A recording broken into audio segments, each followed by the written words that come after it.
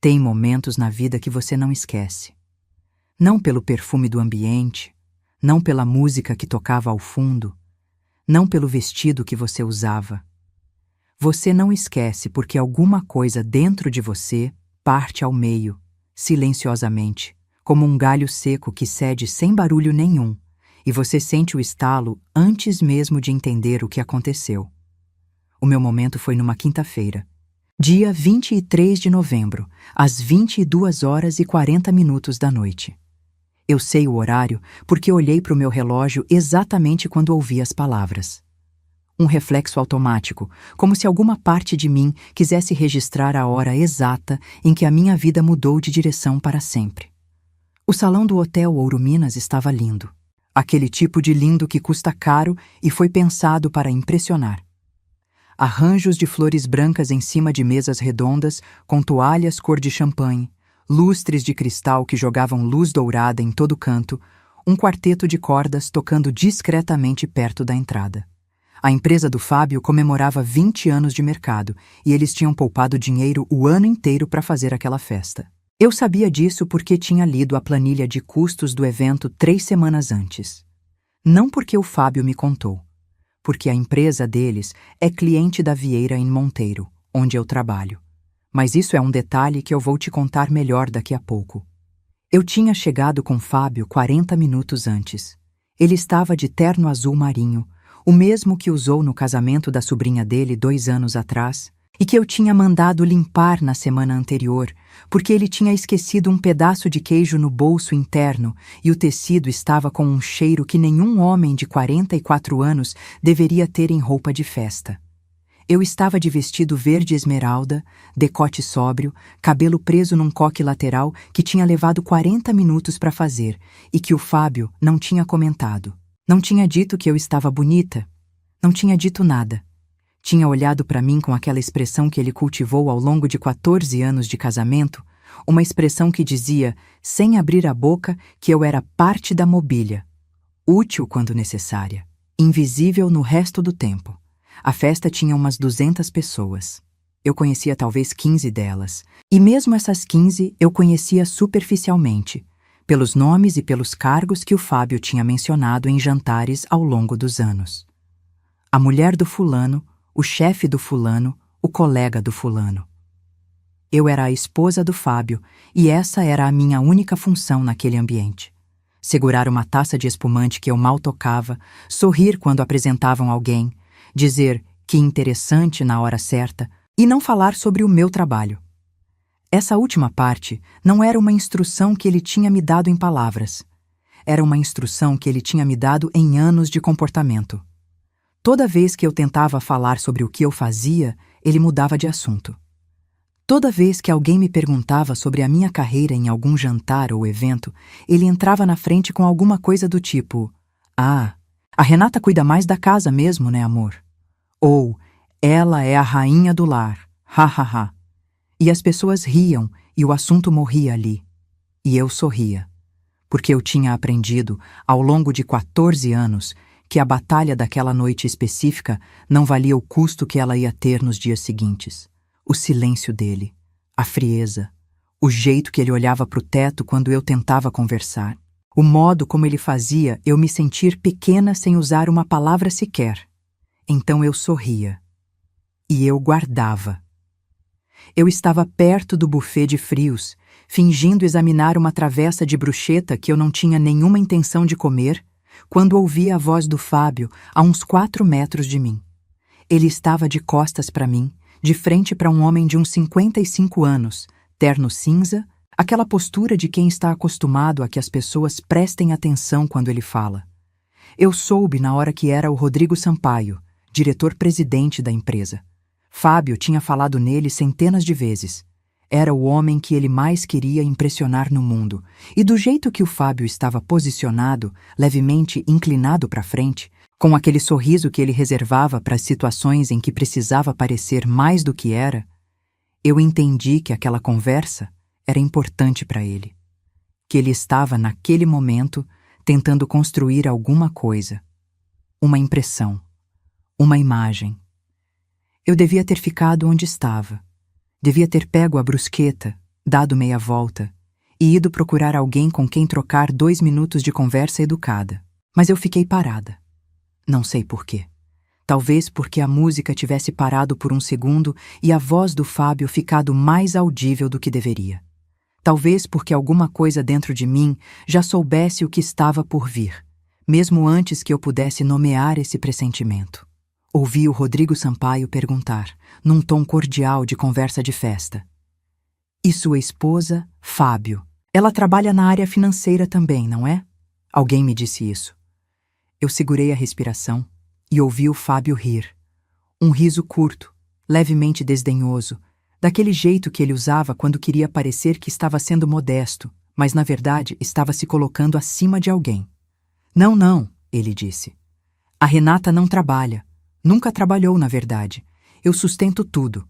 Ela cuida da casa, dos filhos, essas coisas. É do tipo que prefere não ter essa pressão. Sabe como é." Eu senti o calor subir pelo meu pescoço antes de processar completamente o que tinha ouvido. Não trabalha. Nunca trabalhou. Eu sustento tudo. 14 anos. 14 anos de salário depositado numa conta que eu abri antes mesmo de casar, porque alguma parte de mim sempre soube que precisaria de uma saída. 14 anos gerenciando as finanças da nossa casa, enquanto ele achava que o dinheiro das contas era só o dele.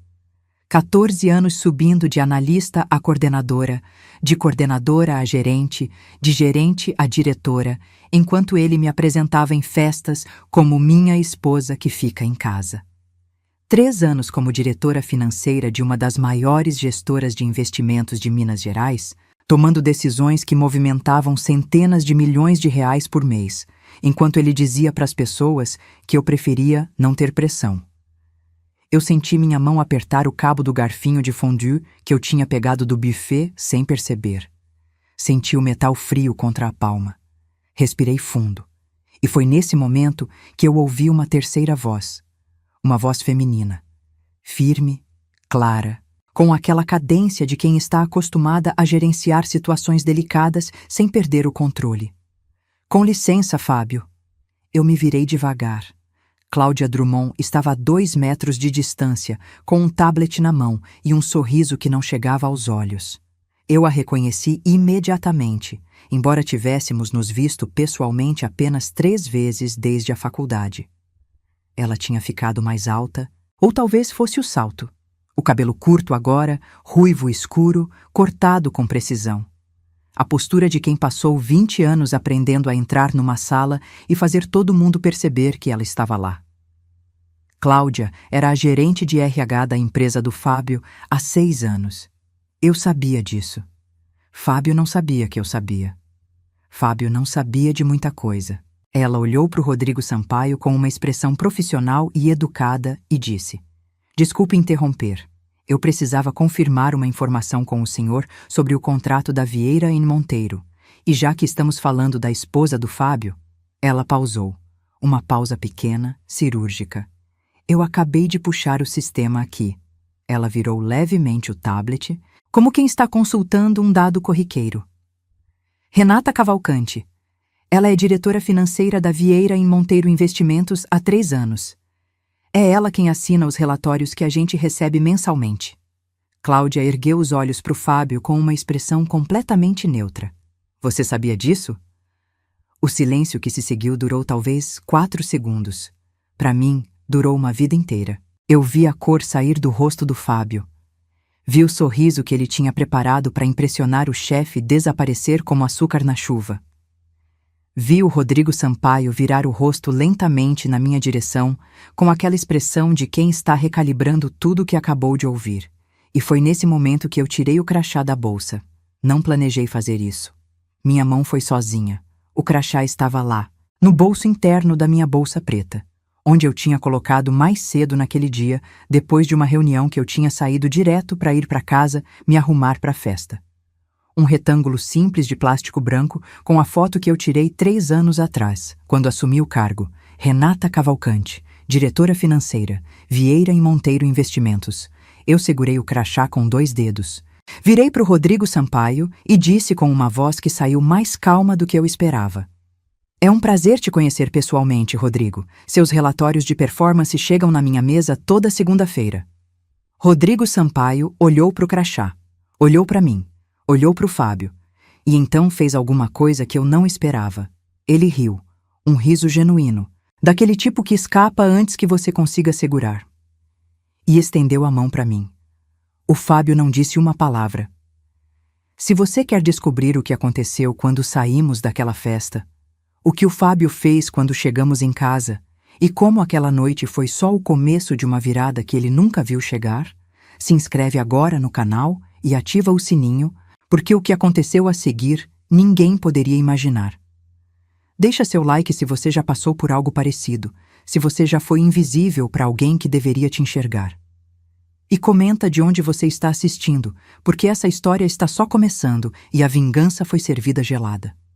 Eu precisei de 14 anos para entender uma coisa que deveria ter ficado clara nos primeiros 6 meses. Fábio Cavalcante não era um homem mau no sentido que a palavra costuma evocar. Ele não gritava, não batia, não chegava em casa cheirando a álcool com os olhos vermelhos. Ele pagava as contas, aparecia nos eventos da escola dos filhos, mandava mensagem quando ia chegar tarde. Do lado de fora, era exatamente o tipo de homem que as pessoas apontam como exemplo. Trabalhador, presente, responsável. Do lado de dentro, ele era uma erosão. Lenta, constante, quase imperceptível, como a água que vai desgastando a pedra, não pela força do impacto, mas pela persistência da gota. E eu fui a pedra. A gente se conheceu numa sexta-feira de março, numa daquelas festas de final de semestre que a Faculdade de Administração promovia todo ano no ginásio do campus. Eu tinha 26 anos, estava no último ano do curso e já tinha uma proposta de emprego na gaveta de uma empresa de consultoria financeira que tinha me chamado depois de uma apresentação que fiz num congresso estudantil. Estava animada com a vida, com o futuro, com a ideia de que eu estava prestes a começar algo que ia ser maior do que tudo que eu tinha imaginado para mim mesma até ali. Fábio tinha 29, trabalhava já há 4 anos na área de TI, falava com aquela segurança de quem já pisou no mercado de trabalho e sabe como as coisas funcionam, e tinha um jeito de te olhar que dava a impressão de que você era a única pessoa na sala. Não sei se ele fazia isso conscientemente. Nunca soube, na verdade. O que eu sei é que funcionou. A gente conversou 3 horas seguidas naquela noite. Ele perguntou sobre o meu curso, sobre os meus planos, sobre o congresso onde eu tinha apresentado. Ouviu de verdade, ou pelo menos pareceu ouvir de verdade, que no fundo é quase a mesma coisa quando você tem 26 anos e está acostumada com homens que interrompem você antes de terminar a frase. Quando a festa acabou, ele pediu o meu número. Eu dei. No terceiro encontro, ele me levou para jantar num restaurante italiano, no Savassi, que eu nunca tinha ido porque nunca tinha tido dinheiro para isso. E enquanto a gente dividia uma massa com trufas, que eu achei que era a coisa mais sofisticada que eu tinha comido na vida, ele disse: "Você é diferente das mulheres com quem eu saí antes. Você tem substância." Eu deveria ter prestado atenção nessa frase, não pelo elogio, mas pelo que ela revelava, que ele tinha uma régua. Que as mulheres eram classificadas, medidas, posicionadas numa hierarquia de valor que ele construía sozinho, com critérios que só ele conhecia. Mas eu tinha 26 anos e achei que era um elogio. Então, eu sorri e comi mais um pouco de massa com trufa. A gente ficou junto. Casou 18 meses depois, numa cerimônia pequenininha no cartório, seguida de um almoço com as 2 famílias num restaurante de Contagem. Minha mãe chorou. A mãe dele reclamou que a comida estava salgada. Fábio estava feliz, de verdade, e eu também estava. Acho que estava. O primeiro sinal veio antes mesmo do casamento, mas eu reformulei ele na minha cabeça da forma que me era conveniente aceitar na época. Eu tinha acabado de receber a confirmação do emprego na consultoria. Um contrato de analista júnior com um salário que, para mim, representava uma conquista real. Liguei para o Fábio, mal saí da reunião, ainda no elevador, a voz tremendo de felicidade. Ele ouviu, fez uma pausa e disse: "Que bom. Mas esse tipo de empresa puxa muito, né? Você vai ter tempo pra gente? Eu disse que ia dar um jeito. Ele não disse mais nada sobre o assunto naquele dia. Mas nos meses seguintes, toda vez que eu ficava até mais tarde no escritório, toda vez que eu precisava viajar para uma reunião em São Paulo ou cancelar um plano de fim de semana por causa de um prazo, ele ficava quieto de um jeito específico. Não era o silêncio de quem está concentrado em outra coisa. Era o silêncio de quem está guardando alguma coisa, acumulando, construindo um argumento que ainda não foi dito, mas que você já sente no ar, como aquela pressão antes de uma tempestade. Quando Lucas nasceu, eu tinha 2 anos de consultoria e uma promoção recente para analista sênior. A licença maternidade durou 4 meses. Quando voltei para o trabalho, Fábio disse que estava preocupado com o Lucas, que criança pequena precisa da mãe.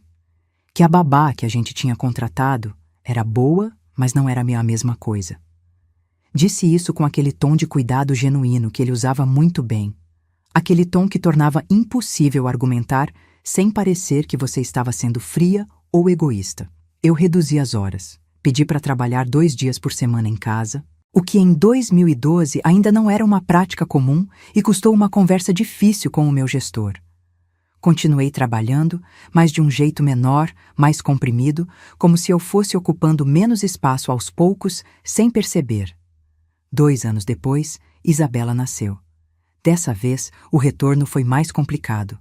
O Lucas tinha acabado de entrar na escola, a Isabela estava com cólica, Fábio tinha acabado de trocar de emprego e estava no período de experiência numa empresa nova, o que significava horários imprevisíveis e a impossibilidade de ele cobrir qualquer emergência em casa.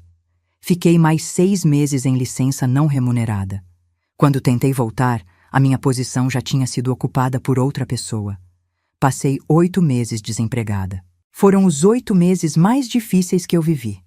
Não financeiramente, porque a gente se virava com o salário do Fábio e com uma reserva que eu tinha guardado antes do casamento. Mas emocionalmente, porque foi nesse período que a narrativa se instalou de vez. Fábio começou a se referir a mim, nas conversas com amigos e família, como minha esposa que está em casa com as crianças. Primeiro foi natural, porque era a realidade daquele momento, mas a frase foi ficando. Mesmo depois que eu voltei para o mercado, primeiro num trabalho de meio período numa pequena contabilidade do bairro, depois numa posição melhor numa empresa de gestão de patrimônio, a frase continuou. A Renata não trabalha muito não. Ela prefere ficar mais em casa. Eu sou quem carrega o piano aqui em casa. Haha. E eu ficava quieta. Ficava quieta porque estava sempre cansada. Porque chegar em casa depois de um dia inteiro de reuniões, buscar os filhos na escola, fazer o jantar, ajudar com a lição de casa, colocar as crianças para dormir e ainda ter energia para uma briga que eu sabia que ia durar dias, parecia simplesmente impossível. Era mais fácil deixar passar. Era mais fácil guardar. O que eu não percebi durante anos é que guardar tem um custo. Em 2018, recebi um convite que mudou o eixo da minha vida profissional. A Vieira em Monteiro Investimentos estava montando uma equipe nova para uma divisão de análise de risco que eles estavam criando do zero. Um headhunter me ligou numa tarde de terça-feira, enquanto eu estava no estacionamento do supermercado com 2 sacolas de compras na mão, e me fez uma proposta que eu precisei sentar no banco do carro para processar direito. Gerente de análise de risco. Salário quase 3 vezes maior do que eu ganhava. Plano de carreira com projeção para a diretoria em 2 anos se eu performasse dentro do esperado. Fiquei sentada naquele carro por 22 minutos. Depois, liguei para minha amiga Cláudia, que já trabalhava em RH há anos e me conhecia desde a faculdade, e disse: Cláudia, acabei de receber uma proposta que vai mudar minha vida, mas eu tenho medo de contar para o Fábio. Ela ficou quieta por uns 3 segundos e então disse com aquela voz direta que era a marca dela: Renata, você está me ligando para pedir permissão para aceitar um emprego ou para me avisar que vai aceitar? Eu demorei 1 segundo para responder. Para avisar, eu disse. Então aceita. Não contei para o Fábio naquela noite, nem na seguinte. Aceitei a proposta por escrito, assinei o contrato E fui trabalhar na Vieira, em Monteiro, como gerente de análise de risco, numa segunda-feira de janeiro de 2019, usando um blazer azul que eu tinha comprado especificamente para esse dia, sem que Fábio soubesse o nome da empresa, o cargo exato ou o salário.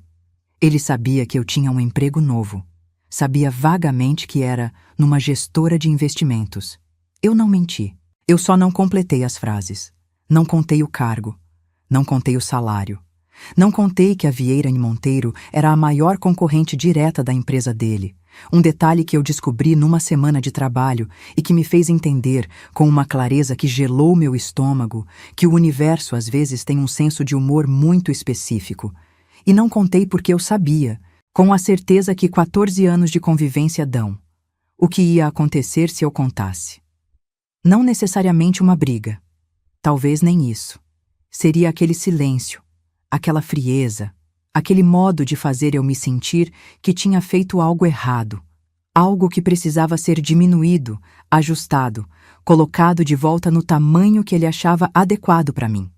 2 anos depois, me tornei diretora financeira. No dia em que recebi a promoção, voltei para casa no mesmo horário de sempre, fiz macarrão com molho de tomate que os meninos adoravam, ajudei a Isabela com um trabalho de ciência sobre o ciclo da água e me sentei no sofá ao lado do Fábio enquanto ele assistia ao jornal. Ele não perguntou como tinha sido meu dia. Coloquei o crachá novo na bolsa na manhã seguinte e fui trabalhar. Comecei, nessa época, a organizar as coisas, não de um jeito dramático, de um jeito quieto, metódico, o mesmo jeito que eu usava para analisar risco nos relatórios que eu produzia. Identifiquei os ativos, mapeei as vulnerabilidades. Conversei com o Dr. Henrique, meu primo advogado especialista em direito de família, sobre como funcionava a divisão de bens em casos onde um dos cônjuges havia acumulado patrimônio sem o conhecimento do outro. Abri uma conta separada numa instituição diferente e comecei a depositar parte do meu salário todo mês. Não porque eu sabia exatamente quando ia usar aquilo, mas porque eu finalmente tinha parado de fingir que não ia precisar. O Fábio, nesse tempo todo, continuou sendo o Fábio. Continuou me apagando nas conversas, continuou me apresentando como a esposa que ficava em casa, continuou construindo uma versão de mim que me deixava menor do que eu era. E eu continuei indo trabalhar toda manhã, assinando relatórios que chegavam na mesa dos clientes dele e guardando cada coisa no lugar certo. Às vezes eu pensava naquela noite no estacionamento do supermercado, com as sacolas na mão e o telefone quente no ouvido. Pensava no quanto eu tinha demorado para deixar de pedir permissão. E pensava que, quando chegasse a hora, eu não ia precisar pedir permissão para mais nada. A noite da festa terminou em silêncio. Não o silêncio constrangedor de quem não tem nada a dizer. O silêncio tenso, carregado, daquele tipo que ocupa todo o espaço disponível dentro de um carro e faz o ar parecer mais espesso do que deveria ser. Fábio dirigiu os 40 minutos de volta para casa sem soltar uma palavra. As mãos no volante, o queixo levemente projetado para frente, os olhos fixos na estrada com aquela expressão fechada que eu conhecia como a palma da minha mão. Eu olhei pela janela o tempo todo. Belo Horizonte passava lá fora em pedaços de luz e sombra. Os letreiros iluminados da Avenida do Contorno, os botecos abertos com cadeiras de plástico na calçada, um casal andando de mãos dadas perto do parque municipal. Eu olhei para tudo aquilo com uma sensação estranha, quase dissociada, como se eu estivesse assistindo a cena de fora do meu próprio corpo. Uma mulher num carro, um homem dirigindo. 14 anos entre eles, pesados como concreto. Quando chegamos em casa, a babá me disse que as crianças tinham dormido às 9h30, que o Lucas tinha pedido para deixar a luz do corredor acesa e que a Isabela tinha esquecido de escovar os dentes até ela lembrar. Eu agradeci, paguei e fechei a porta. Fábio foi direto para o quarto. Eu fui até o quarto dos filhos. Entrei na ponta dos pés no quarto do Lucas primeiro, que dormia de bruços com um braço pendurado para fora da cama, como sempre fez desde bebê, e fiquei uns segundos só olhando para ele. 12 anos. A testa dele na penumbra, os cabelos bagunçados, a respiração calma de quem não carrega ainda o peso de nada. Depois fui até o quarto da Isabela, que dormia enrolada no cobertor de estrelas que ela tinha escolhido sozinha na loja, e coloquei uma mecha de cabelo para trás da orelha dela com cuidado suficiente para não acordá-la. Fiquei um tempo no corredor depois disso, entre as duas portas. Pensei no Lucas perguntando, numa tarde de domingo algumas semanas antes, se a mamãe trabalhava. Não foi uma pergunta de criança inocente. Foi uma pergunta com contexto, que veio depois de uma conversa que ele claramente tinha ouvido, onde Fábio dizia para um amigo pelo telefone que a Renata não tem muito o que fazer durante o dia. Lucas tinha 12 anos e já estava aprendendo a versão do mundo que o pai construía. Eu tinha respondido que sim, que eu trabalhava, e ele tinha olhado para mim com aquela expressão ligeiramente confusa de quem está tentando encaixar uma informação nova num quebra-cabeça que alguém montou errado de propósito. Aquela expressão do meu filho ficou comigo enquanto eu entrei no quarto e fui até o banheiro me lavar. Fábio estava deitado, de costas para mim ao lado da cama, quando eu saí do banheiro. Eu me deitei.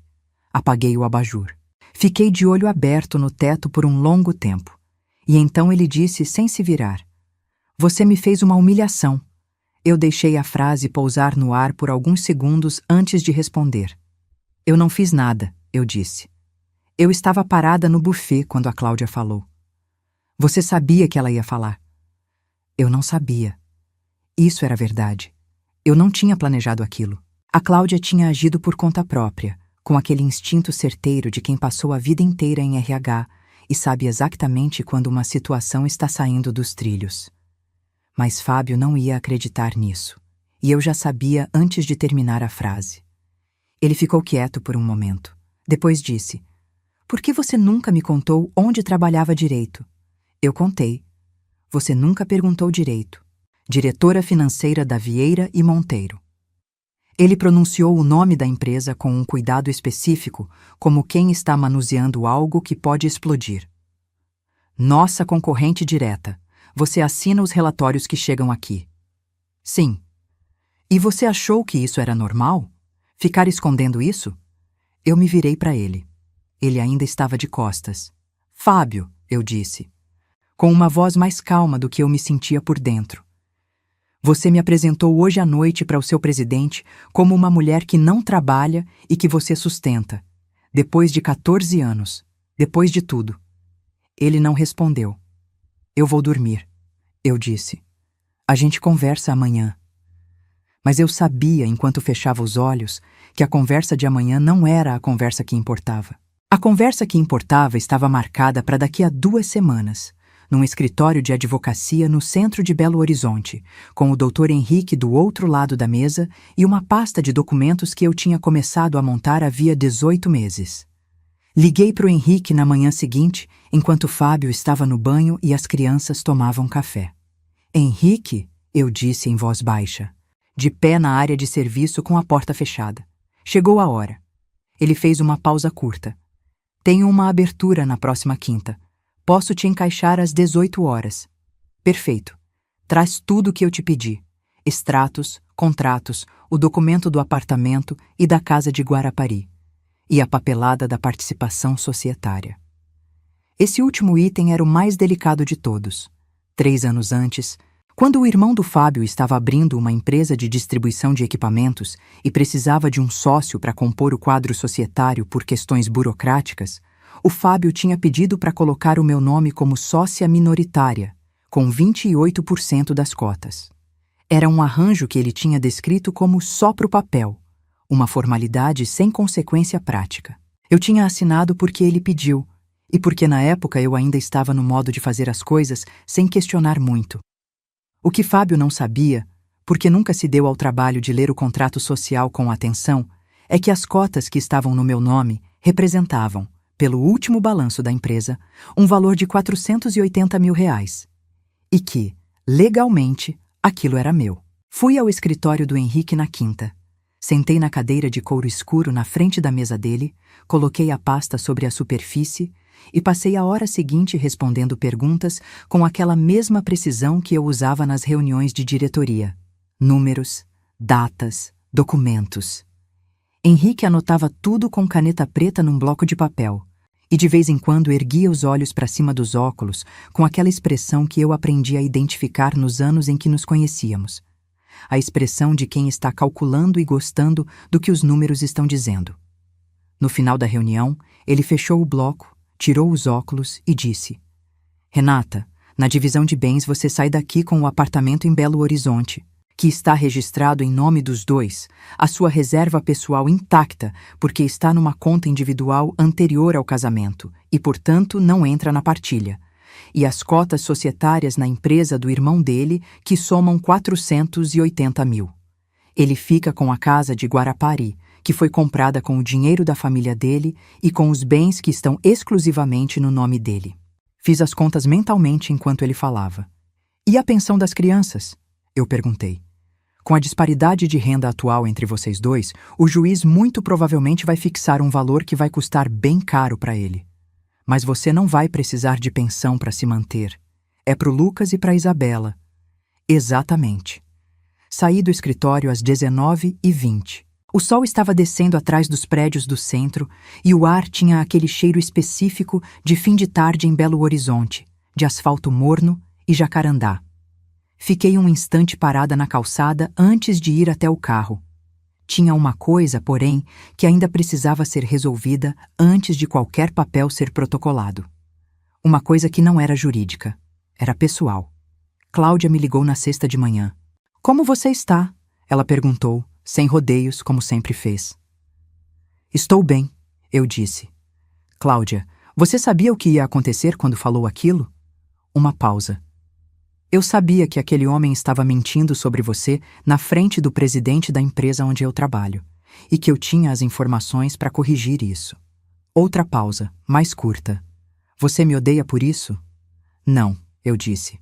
Mas preciso te contar uma coisa que você ainda não sabe. Contei tudo. A conta separada, o advogado, os documentos, a decisão que eu tinha tomado na quinta-feira no escritório do Henrique, que, na verdade, eu tinha começado a tomar muito antes, aos poucos, em tardes silenciosas e manhãs cedo enquanto todo mundo ainda dormia. Cláudia me ouviu sem interromper uma única vez. Quando eu terminei, ela ficou quieta por um momento. Você precisa de alguma coisa da minha parte? Ela perguntou por fim. Sim, eu disse. Tem uma coisa. O Rodrigo Sampaio, presidente da empresa do Fábio, tinha me mandado um LinkedIn no dia depois da festa. Uma mensagem curta, profissional, dizendo que tinha sido um prazer me conhecer e que ele gostaria de marcar um café para conversar sobre uma possível parceria entre a Vieira e Monteiro e a empresa dele. Era exatamente o tipo de movimento que eu esperava de um executivo esperto que tinha acabado de descobrir que estava sentado em cima de uma conexão que não sabia que tinha. Eu não tinha respondido ainda. Estava esperando o momento certo. Pedi para Cláudia confirmar para mim, pelo sistema interno, uma informação específica sobre o contrato que as duas empresas tinham em andamento. Uma cláusula de confidencialidade que eu precisava verificar antes de aceitar qualquer reunião com o Rodrigo, porque se aquela cláusula fosse do tipo que eu suspeitava, uma reunião formal poderia criar um conflito de interesse que eu não queria ter documentado antes de protocolar o divórcio. Cláudia verificou. Me mandou a confirmação por mensagem de texto às 14 horas daquela sexta. Respondi o LinkedIn do Rodrigo Sampaio às 14h30. Mas antes de fazer isso, fiz outra coisa. Algo que eu tinha ensaiado mentalmente dezenas de vezes sem nunca ter executado, porque sempre achei que não era o momento certo, ou que as crianças eram pequenas demais, ou que a situação não estava suficientemente clara. A verdade era que eu sempre encontrei um motivo para esperar. Não porque eu tivesse dúvida, mas porque esperar era o que eu tinha aprendido a fazer. Entrei no aplicativo do banco às 14h23 e transferi a totalidade da minha reserva pessoal, R$312 mil, da conta corrente para uma aplicação de curto prazo numa instituição separada, com o meu CPF como único titular. Fiz isso sentada na minha mesa de diretora financeira, com a janela do 12º andar mostrando Belo Horizonte lá embaixo, os carros pequenos como brinquedo, o céu de novembro com aquelas nuvens brancas que minha mãe chamava de nuvens de algodão quando eu era criança. Fechei o aplicativo. Abri o LinkedIn. Respondi o Rodrigo. Mas o Fábio, nesse meio tempo, também não estava parado. Eu soube disso por um caminho que eu não esperava. O Lucas me contou, sem perceber o peso do que estava dizendo, numa tarde de sábado, enquanto a gente montava um quebra-cabeça na mesa da sala. Ele disse que o pai tinha ligado para o tio Marcos, irmão do Fábio, e que ele tinha ouvido sem querer porque a porta do quarto estava aberta, e que o pai tinha falado alguma coisa sobre mudar o nome na empresa, e antes que ela resolva fazer alguma coisa. Eu terminei de encaixar uma peça do quebra-cabeça com cuidado. Olhei para o Lucas. Que mais você ouviu, filho? Só isso. Aí eu fui lá e fechei a porta porque parecia conversa de adulto. Você fez certo, eu disse. Quer suco? Por dentro, eu estava ligando mentalmente para o Henrique. Liguei de verdade 10 minutos depois, do banheiro com a torneira aberta. Henrique ouviu o que eu contei e disse, com aquela calma de quem não se surpreende com mais nada depois de 20 anos de advocacia de família.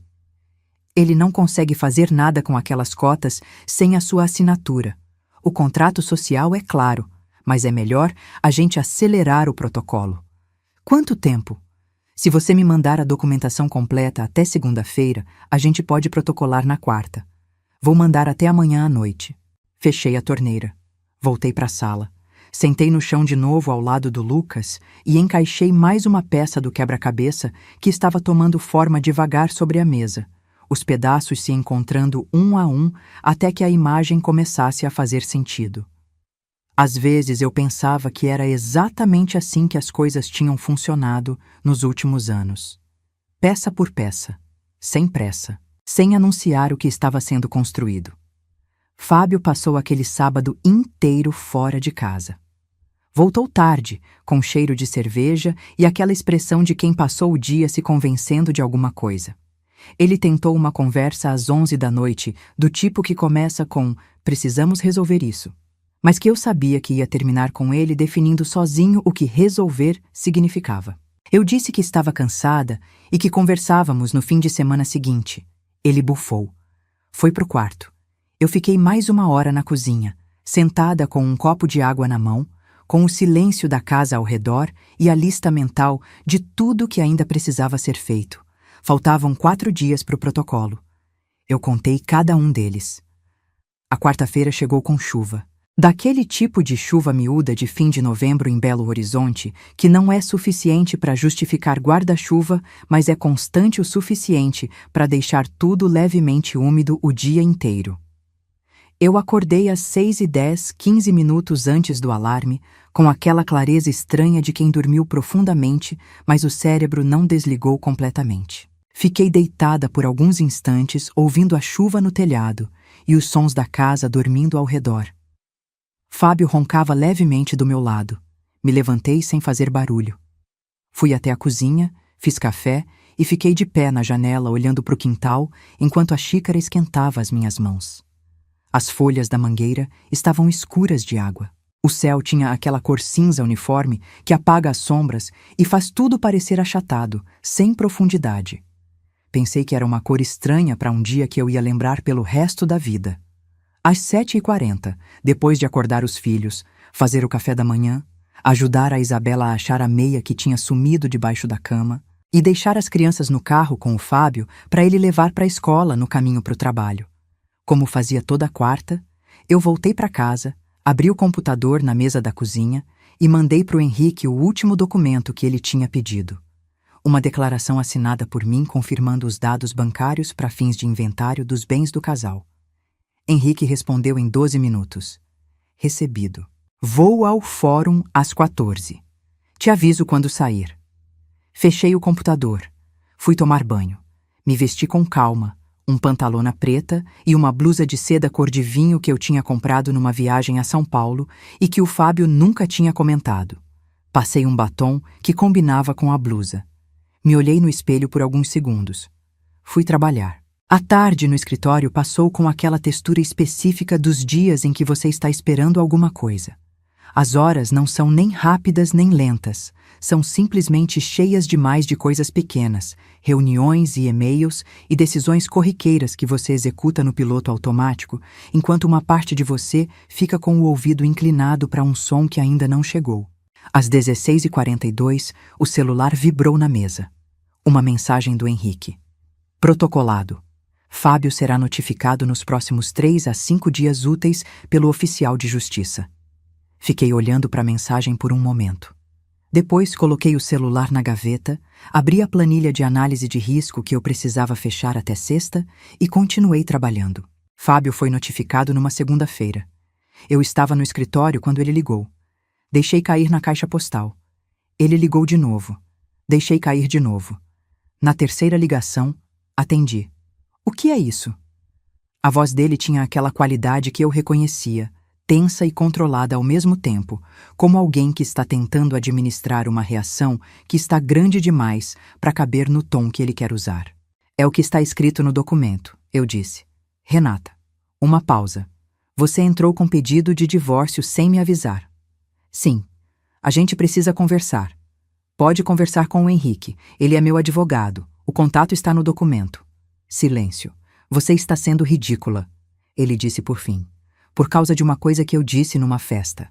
Eu deixei a pergunta ocupar o espaço que ela merecia por alguns segundos. Pensei em responder. Pensei em explicar. Pensei em listar, item por item, os 14 anos de apagamento sistemático, as apresentações humilhantes, o Lucas perguntando se a mamãe trabalhava com aquela expressão confusa, as 8 palavras ditas num salão iluminado para um homem que ele queria impressionar. Eu sustento tudo. Ela não trabalha. Nunca trabalhou. Mas explicar seria dar a ele mais uma oportunidade de reformular, minimizar, transformar tudo numa questão de interpretação. E eu já tinha passado 14 anos aceitando as versões dele das coisas. Fala com o Henrique, eu disse, e desliguei. Naquela noite, sentei com os filhos e tive a conversa mais difícil que já tive na vida. Não a conversa mais dramática. Não a mais longa, mas a mais difícil, porque era com as 2 pessoas no mundo para quem eu mais queria poupar qualquer tipo de dor. E, ao mesmo tempo, as 2 pessoas que mais mereciam a verdade dita com cuidado e com amor. Coloquei o Lucas e a Isabela sentados na cama dele, um de cada lado de mim, com o abajur amarelo aceso e a chuva que tinha voltado batendo na janela lá fora. Expliquei com as palavras mais simples e mais honestas que consegui encontrar. Que eu e o pai íamos nos separar. Que isso não significava que nenhum de nós amava menos eles. Que eles iam continuar tendo os 2, sempre. Que às vezes 2 adultos crescem em direções diferentes e a coisa mais corajosa que eles podem fazer é ser honestos sobre isso. A Isabela chorou. Eu a segurei enquanto ela chorava e não tentei apressar nem consertar o choro, porque o choro dela era justo e eu não queria ensinar para ela que sentimentos precisam ser acelerados. O Lucas ficou quieto por um longo tempo. Depois perguntou: Mãe, você vai ficar bem? Eu olhei para ele. 12 anos. A testa do pai e os olhos da minha mãe e aquela seriedade que eu nunca soube de onde tinha vindo. Vou, eu disse. E vocês também vão. Ele assentiu, como quem está arquivando a informação no lugar certo. As semanas seguintes foram um processo, não uma batalha, porque Henrique tinha feito um trabalho tão preciso com a documentação que o advogado que Fábio contratou às pressas não tinha onde se apoiar para contestar os termos principais. O apartamento de Belo Horizonte ficou comigo, como previsto. As cotas societárias ficaram comigo. A reserva pessoal era intocável por lei. A pensão para as crianças foi fixada pelo juiz num valor que fez o advogado do Fábio franzir a testa, mas que estava rigorosamente dentro do que a lei previa, dada a disparidade de renda entre nós 2. A casa de Guarapari ficou com ele. Fábio tentou, em 2 momentos diferentes durante o processo, reabrir uma conversa sobre reconciliação. A primeira vez foi por mensagem de texto, um parágrafo longo sobre reflexão e arrependimento, e que ele não tinha percebido o quanto as coisas tinham chegado naquele ponto. Eu li, esperei 10 minutos e respondi: Fala com o Henrique. A segunda vez foi pessoalmente. Numa tarde em que ele foi buscar as crianças e ficou parado na porta com aquela expressão de homem que finalmente entendeu alguma coisa que deveria ter entendido muito antes. Ele disse: "Eu errei com você." Eu disse: "Eu sei." Ele esperou um momento, como se isso fosse o começo de alguma coisa. "Boa noite, Fábio," eu disse, e fechei a porta. Não com raiva, sem raiva, na verdade. O que me surpreendeu quando percebi. A raiva tinha cumprido a função dela, que era me manter em movimento nos momentos em que a exaustão teria sido mais fácil. Mas naquela porta fechada não havia raiva. Havia apenas uma clareza limpa, do tipo que só aparece quando você finalmente parou de negociar com uma situação que nunca deveria ter aceitado. Foi 2 semanas depois disso que a segunda parte da história começou. A parte que eu não tinha planejado, mas que chegou da mesma forma que as coisas verdadeiramente importantes costumam chegar. Pelo caminho que você menos esperava, no momento em que você tinha finalmente parado de procurar. Rodrigo Sampaio e eu nos encontramos para aquele café que ele tinha proposto pelo LinkedIn. Um lugar neutro, uma cafeteria no Funcionários com mesas de mármore e aquele barulho de fundo confortável de lugares onde as pessoas trabalham enquanto tomam alguma coisa quente. Ele chegou 2 minutos antes de mim, o que me disse alguma coisa sobre ele. A conversa durou 1 hora e 40 minutos. No começo foi sobre negócios, como deveria ser. A possível parceria entre as 2 empresas, os pontos de convergência entre o que a Vieira e Monteiro fazia e o que a empresa dele precisava, os números que faziam sentido em cima da mesa. Rodrigo era preciso, direto, o tipo de executivo que não gosta de perder tempo chegando num ponto que podia ser alcançado em metade das palavras. Mas em algum momento, 40 minutos dentro da conversa, ele abaixou um pouco o tom e disse: "Posso te falar uma coisa fora do contexto profissional?" "Pode," eu disse. "Naquela festa, quando o Fábio disse aquilo sobre você." Ele pausou. Eu já ouvi esse tipo de coisa antes, de homens que diminuem as mulheres ao lado deles, achando que isso os faz parecer maiores. Uma pausa mais curta. "Não funciona." Eu o olhei por um momento. "Não funciona de jeito nenhum," eu concordei. Ele sorriu. Um sorriso direto, sem subtexto. A conversa voltou para o terreno profissional e ficou lá pelo tempo que precisou ficar. Quando nos levantamos para ir embora, Rodrigo estendeu a mão e disse que ia levar a proposta de parceria para a diretoria na semana seguinte. Enquanto eu caminhava até o carro, com o sol de dezembro já começando a aparecer entre as nuvens, e o calçamento molhado refletindo a luz de um jeito que me lembrou de alguma coisa que eu não consegui nomear, pensei que tinha passado 14 anos num casamento, onde eu precisava diminuir o que era para caber no espaço que me era oferecido, e pensei que nunca mais na vida eu ia fazer isso. Dezembro chegou, como dezembro sempre chega em Belo Horizonte, com aquele calor úmido que gruda na pele desde a manhã, as chuvas de fim de tarde que refrescam por 1 hora e deixam o asfalto fumegando, e uma luminosidade específica que faz tudo parecer um pouco mais vívido do que nos outros meses, como se o ano inteiro estivesse fazendo um último esforço antes de acabar.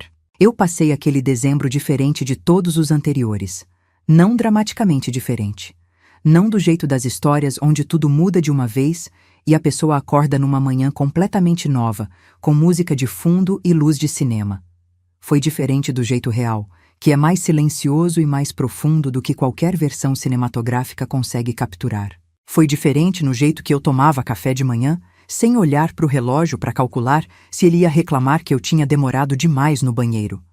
No jeito que eu colocava música enquanto fazia o jantar, qualquer música, no volume que eu quisesse, sem medir o quanto de espaço sonoro eu tinha direito de ocupar. No jeito que eu chegava em casa depois de uma reunião longa e o silêncio do apartamento era simplesmente silêncio, não uma atmosfera carregada esperando para ser decifrada.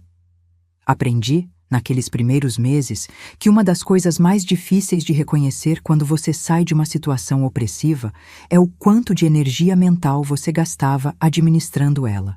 É só quando a pressão some que você percebe o tamanho do espaço que ela ocupava. De repente, você tem pensamentos que não terminam na metade. Planos que chegam até o fim sem tropeçar numa objeção imaginária. Conversas internas que não precisam ser censuradas antes de virar palavras. Eu tinha esquecido como era pensar sem filtro. O apartamento ficou comigo, como acordado. Um imóvel de 3 quartos no bairro São Pedro, que a gente tinha comprado 7 anos antes e que eu tinha decorado quase sozinha, porque Fábio tinha opinião sobre tudo, mas disposição para nada. Eu conhecia cada canto daquele lugar, cada mancha de umidade que aparecia no teto do banheiro nos meses de chuva, cada rangido específico do 3º degrau da escada que levava ao 2º andar, cada jeito que a luz da tarde entrava pela janela da sala e desenhava um retângulo dourado no assoalho de madeira. Era meu.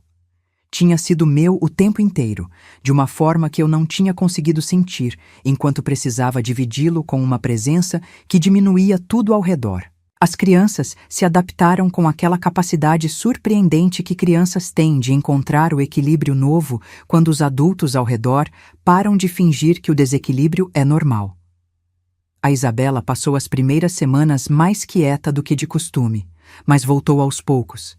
Primeiro com aquele jeito dela de aparecer na cozinha enquanto eu cozinhava e ficar me contando coisas da escola sem parar, depois com a risada. E a risada da Isabela é uma daquelas coisas que preenchem um cômodo inteiro. O Lucas ficou mais perguntador. Fazia perguntas sobre tudo, sobre como funcionava o processo de divórcio, sobre o que eu achava de tal coisa ou tal outra, como se estivesse ativamente atualizando o mapa que ele tinha do mundo. Uma tarde, umas 6 semanas depois que Fábio se mudou, o Lucas veio até a sala onde eu estava trabalhando no notebook, se sentou na poltrona do lado e ficou me observando por um momento sem dizer nada. Eu esperei. "Mãe", ele disse por fim, "você é diretora financeira mesmo?" "Sou", eu disse. "De uma empresa grande?" "Razoavelmente grande." Ele processou isso por alguns segundos. "Por que você nunca falou?" Eu fechei o notebook com cuidado e me virei para ele. "Porque tinha alguém que não deixava esse assunto ter espaço", eu disse, escolhendo as palavras com o cuidado que ele merecia. "Não de um jeito que você consegue apontar num dia específico. Era um jeito acumulado, ao longo do tempo, de fazer eu parecer menor do que eu era. E eu deixei isso acontecer por muito tempo." Lucas ficou me olhando com aqueles olhos sérios. "Mas você não é menor." "Não sou", eu disse. Ele assentiu. "Legal." E foi embora buscar alguma coisa na cozinha como se tivéssemos discutido o cardápio do jantar. Eu fiquei parada na sala por um momento depois disso, com o notebook fechado no colo e aquele retângulo de luz dourada no assoalho, pensando que talvez a coisa mais importante que eu fizesse pela vida do meu filho não fosse nenhuma das coisas que eu conseguia planejar, e sim essa. Que ele tivesse visto, com os próprios olhos, uma mulher decidir que não ia mais ser menor do que era. A parceria entre a Vieira em Monteiro e a empresa do Rodrigo Sampaio foi aprovada pela diretoria em fevereiro. Uma parceria técnica na área de gestão de risco, com um contrato inicial de 2 anos e uma cláusula de renovação que, na avaliação do nosso jurídico, tinha tudo para se tornar permanente. Eu supervisionei a equipe que montou a proposta técnica e, quando o contrato foi assinado, o meu diretor executivo me chamou na sala e disse que eu tinha feito um trabalho excepcional. Eu agradeci com a naturalidade de quem está acostumada a ser reconhecida pelo que faz. Essa naturalidade tinha demorado anos para chegar, mas estava lá. Fábio. Eu fui sabendo aos poucos, através dos filhos e de informações que chegavam pelo caminho sem que eu precisasse buscá-las, estava passando por um período difícil. O episódio da festa tinha circulado dentro da empresa de um jeito que essas coisas circulam em ambientes fechados, transformado em história, comentado nos corredores com aquela mistura de pena e diversão que as pessoas reservam para situações onde alguém se colocou numa posição ridícula voluntariamente. Rodrigo Sampaio, segundo o que a Cláudia me contou numa conversa rápida de WhatsApp 2 meses depois, tinha começado a tratar o Fábio com uma cordialidade levemente mais distante, do tipo que não é hostilidade declarada, mas que fecha certas portas de forma definitiva. A promoção que o Fábio estava esperando há 2 anos não veio. Ele alugou um apartamento em Cidade Nova, um lugar menor do que o que ele estava acostumado, mais adequado. Pagava a pensão das crianças no dia certo todo mês, O que eu acreditava não necessariamente a um súbito acesso de responsabilidade, mas à orientação do advogado dele, que claramente tinha explicado as consequências de não fazer isso. Ele tinha 50% das cotas na empresa do irmão de novo, porque a reorganização societária foi feita antes do protocolo do divórcio, mas depois do período em que minhas cotas já estavam legalmente consolidadas, o que significava que ele precisou comprar de volta a participação que queria reaver. A transação saiu do bolso dele. Henrique me contou isso com uma neutralidade profissional impecável que não conseguia esconder completamente a satisfação. Não senti prazer nisso. Sinto que preciso ser honesta sobre isso, porque seria fácil dizer que senti e seria a versão da história que as pessoas às vezes esperam ouvir. Mas a verdade é que o que eu senti quando soube foi uma coisa muito mais quieta do que prazer. Foi a sensação de que as coisas tinham chegado onde tinham que chegar, que a realidade tinha corrigido uma distorção que tinha durado tempo demais. Não era satisfação. Era uma espécie de ordem se restabelecendo. A Cláudia e eu retomamos uma amizade que tinha ficado em estado de baixa manutenção por anos, daquele tipo que você sabe que está lá, mas não rega com frequência suficiente. Começamos a nos encontrar para almoçar uma vez por mês, numa churrascaria no Lourdes, onde ela sempre pedia a mesma coisa e eu experimentava algo diferente, e nesses almoços a gente falava de tudo, trabalho e filhos, e livros e viagens que estávamos planejando, e às vezes a noite da festa aparecia de passagem na conversa, e a gente deixava ela passar, porque tinha cumprido o papel dela e não precisava ser revivida toda vez. Em março, a Isabela me pediu para fazer aula de natação. Eu a matriculei numa academia com piscina aquecida a 4 quarteirões de casa, e toda terça e quinta eu a buscava na escola e a levava direto para a aula, e ficava na arquibancada vendo ela cortar a água com aquela determinação toda de 9 anos que me fazia pensar que ela ia ser muito melhor do que eu em tudo que eu tinha demorado para aprender. Numa dessas tardes de quinta, sentada na arquibancada com o cheiro de cloro no ar e o barulho da água ao redor, percebi que estava sorrindo sem motivo específico. Não porque tinha acontecido alguma coisa extraordinária, porque estava ali, presente, sem nenhuma parte de mim, casualmente gerenciando uma situação difícil em silêncio, inteira. Ocupando o espaço que era meu sem medir se estava ocupando demais. Foi um pensamento simples, mas foi o pensamento mais livre que eu me lembrava de ter tido em muitos anos. Aprendi muitas coisas nesse período que vou carregar pelo resto da vida. Aprendi que silêncio não é paz, que são coisas completamente diferentes e que confundir uma com a outra pode custar anos. Aprendi que paciência usada a serviço de uma situação que nunca vai melhorar não é virtude, é desperdício. Aprendi que o medo de desestabilizar o presente pode nos prender num presente que não merece ser preservado. E aprendi, talvez mais do que qualquer outra coisa, que recomeçar não é fraqueza.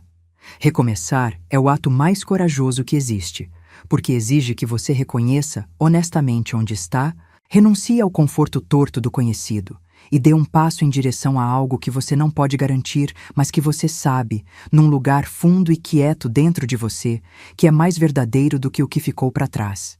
Eu tinha 41 anos, 2 filhos que me enchiam de orgulho, um trabalho que eu amava, um apartamento que era meu, e a sensação nova e um pouco vertiginosa de estar no começo de alguma coisa ao invés do meio de alguma coisa que tinha parado de se mover. Era suficiente. Era mais do que suficiente. Era tudo. Se essa história tocou seu coração, se você se identificou em algum momento dessa jornada, deixe seu comentário aqui embaixo contando de onde você está assistindo e o que mais tocou você. Compartilhe esse vídeo com aquela amiga, prima, vizinha, que precisa ouvir essa mensagem. Que dignidade não se negocia, que amor próprio vem primeiro e que nunca é tarde para recomeçar. Deixa seu like, se inscreve no canal e ativa o sininho para não perder as próximas histórias. Porque aqui a gente não conta histórias vazias, a gente conta histórias que transformam, que curam, que lembram você de quem você realmente é. Uma mulher forte, capaz e merecedora de todo o amor do mundo. Um abraço apertado no seu coração. E lembre-se, você é mais forte do que imagina. Até a próxima.